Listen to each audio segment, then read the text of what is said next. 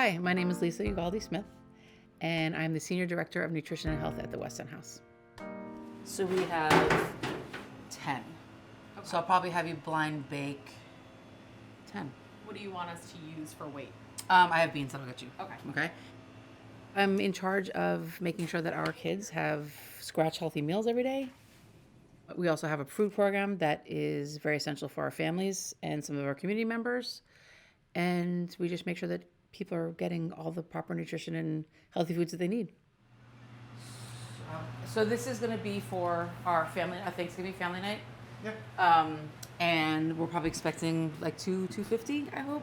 And we have lots of volunteers that come out that help ahead of time, but also the night of. We are having turkey, gravy, stuffing, mashed potatoes.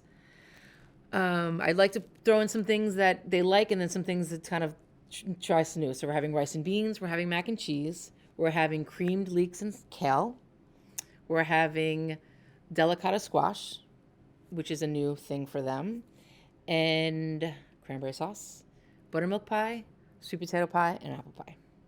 I've been helping Lisa for over a decade now. Yep. Can you believe that? Nope. And the moment I came in, I just saw it was something special, different than a school lunch coming out of a bag.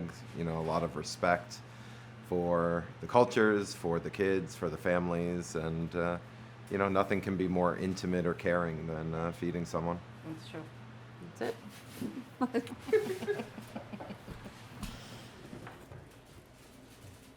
When I first started here, all of our food was being donated.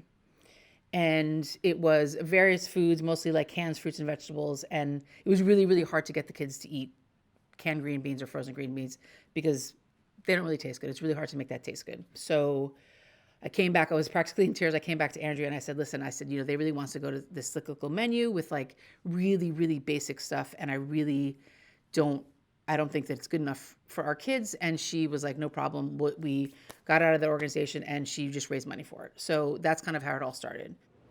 I just kind of made it my mission to make sure that everything we did was as fresh as we could make it and as homemade as we could make it and just be the best that we can be. Food is love. Food is comfort. Food is very powerful. It's something that I didn't realize until being here. It has an impact. Whether they realize it or not, it has an impact, and it's so important. You can be having a terrible day, and you can just be sitting down and having this meal, and you're like, all right, I feel better. Food that's made for you. It's a big, warm hug. Now I've realized that my love language is cooking for someone.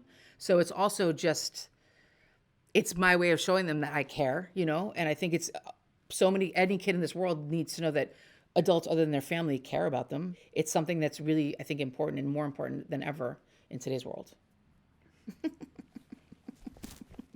feel so cheesy saying that, but it's true. It's so true.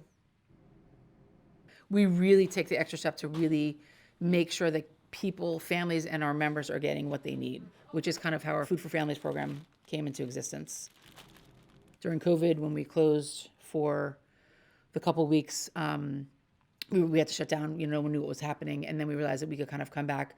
We started making meals for families. We knew that our kids now were missing out on at least one meal a day. Actually two because of snack, but one meal a day.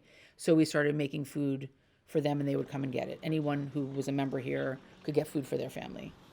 We also started doing it for the community, and that was really big. And it was 5 days a week. And when we kind of went back to normalcy, we continue to do it. It's part of our mission. We do it twice a month.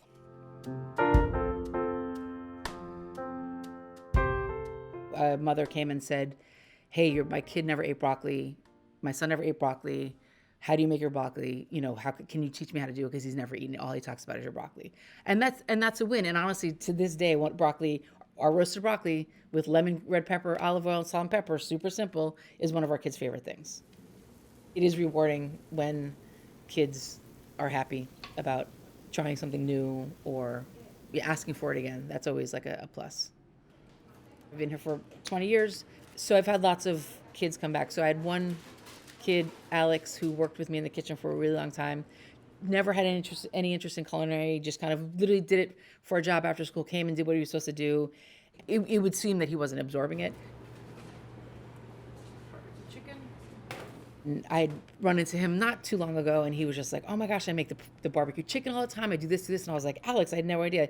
He's like, "Yeah." He's like, "I hated it then, but he's like, he's like, I remember, and I need it now." So we have them at this time where they're gonna start building a foundation and building habits for themselves.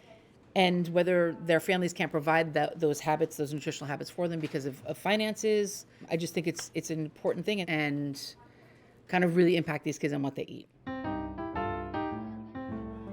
You're exposed to a lot of kids and their needs. And it keeps me grounded, to be honest with you, about what is important in the world. Because at the end of the day, if someone feels loved and is well fed, that's at least like some part of them feeling whole. So if I can be a part of that, then it's good for me. It makes me feel good.